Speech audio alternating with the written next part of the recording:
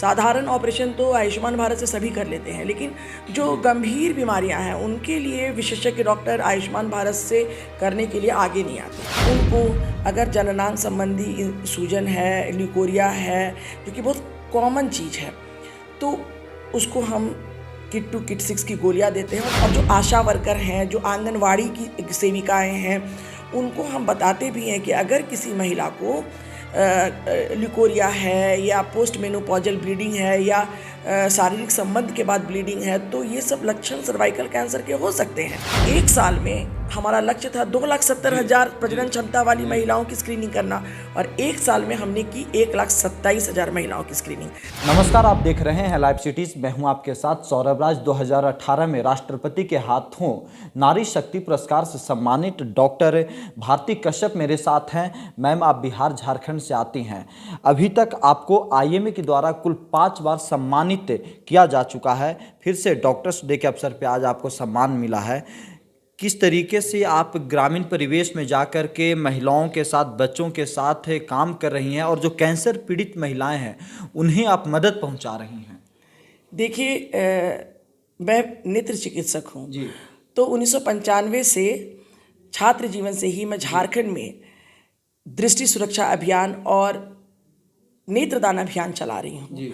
दृष्टि सुरक्षा अभियान के तहत हमने झारखंड के नक्सल प्रभावित इलाकों में, खास करके सारंडा, लातेहार, पलामू, खूंटी, रांची के दूर दराज के इलाकों में जहां आम आदमी जाने से डरता है, वैसे इलाकों में हम गए और कैंप लगाया। और अब तक झारखंड के सरकारी स्कूल में पढ़ने वाले 20 लाख से ज़्यादा बच्चों की हमने जांच की है और उनको हज़ारों बच्चों को चश्मा दिया है, सैकड़ों बच्चों का मोतियाबिंद का ऑपरेशन कर उनको वापस स्कूल भेजा है। ऐसे बच्चे हमारे कैंप में आते थे जिन्हें चार बार आई कैंप से लौटा दिया गया है, क्योंकि आई कैंप में छोटे बच्चों को बेहोश करके ऑपरेशन नहीं किया जा सकता है, क्योंकि बेहोश करने के उपकरण और डॉक्टर वहाँ नहीं होते। एक बच्चा मुझे याद आता है, उसका नाम प्रथम कुमार था। स्कूल से उसकी स्कूल की पढ़ाई छूट गई क्योंकि उसके दोनों आंखें मोतियाबिंद हो गया। उसके बाद वो हमेशा फर्स्ट करता था।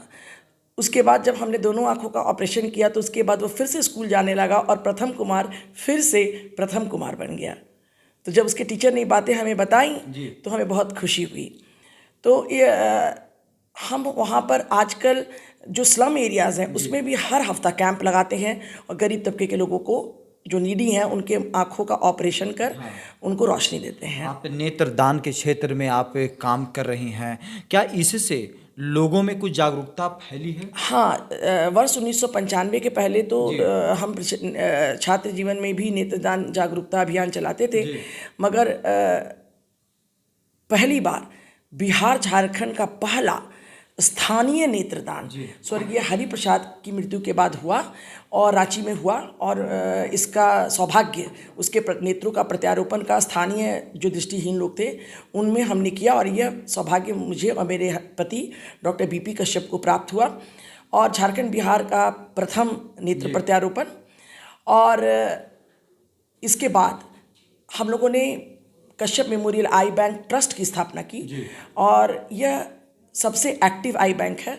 और अभी कोरोना के समय में जब सब जगह नेत्रदान कम हो गए, और उस समय में हमने कोरोना के समय में एक साल में 100 से ज़्यादा नेत्र प्रत्यारोपण करके रिकॉर्ड बनाया।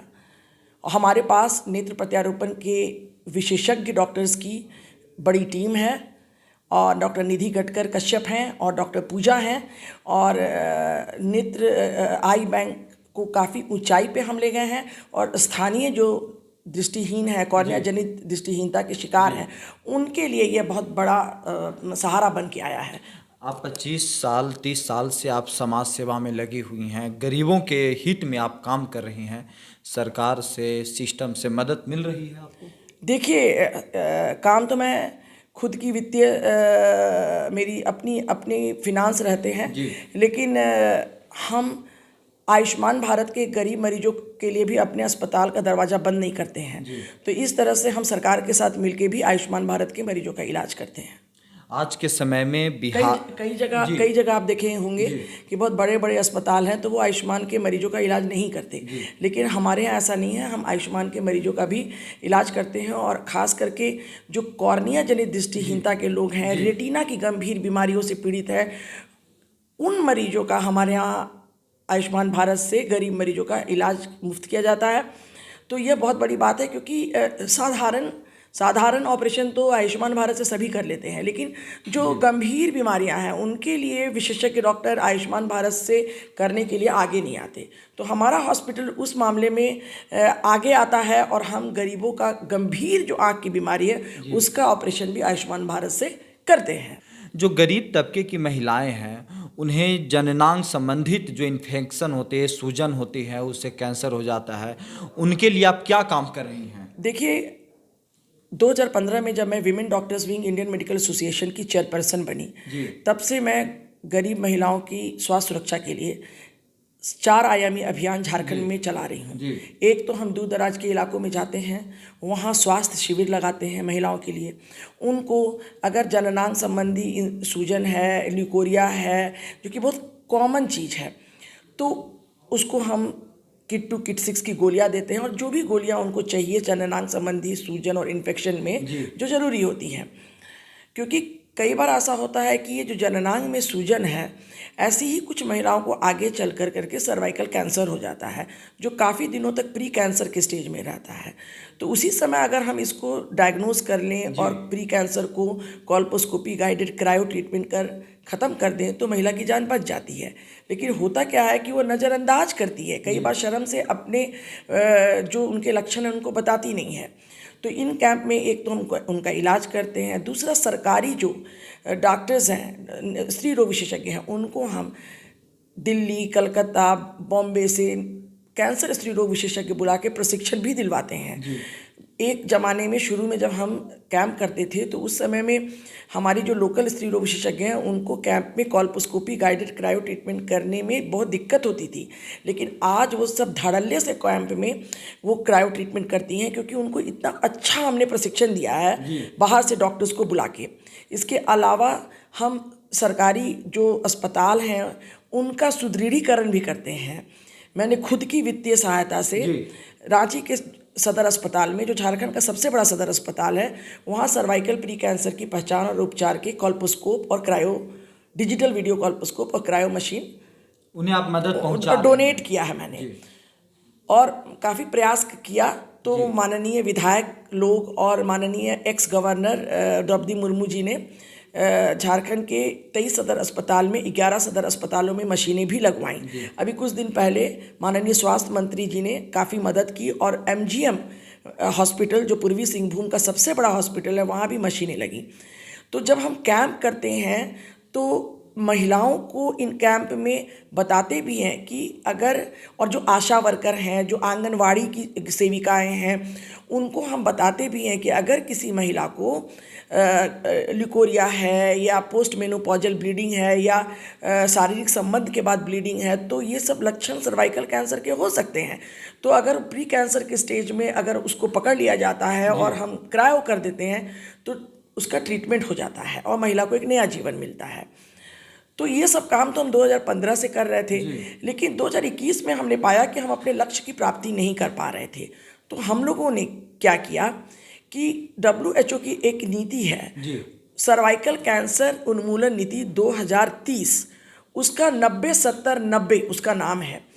तो हमने देखा कि 90-70-90 की जो नीति है उसका शुरू पहला 90 और दूसरा 70, इसको हम अपने राज्य में लागू नहीं कर सकते, लेकिन जो तीसरा भाग है उसको लेकर हमने एक बहुत ही व्यावहारिक नीति बनाई, अपनी सर्वाइकल कैंसर उन्मूलन नीति, जिसे हमने झारखंड मॉड्यूल का नाम दिया, जिसके अंतर्गत हमने लक्ष्य रखा कि झारखंड की 6% प्रजनन क्षमता वाली महिलाओं की स्क्रीनिंग की जानी है, जो हाई रिस्क कैटेगरी की हों या फिर जिनको लक्षण हों।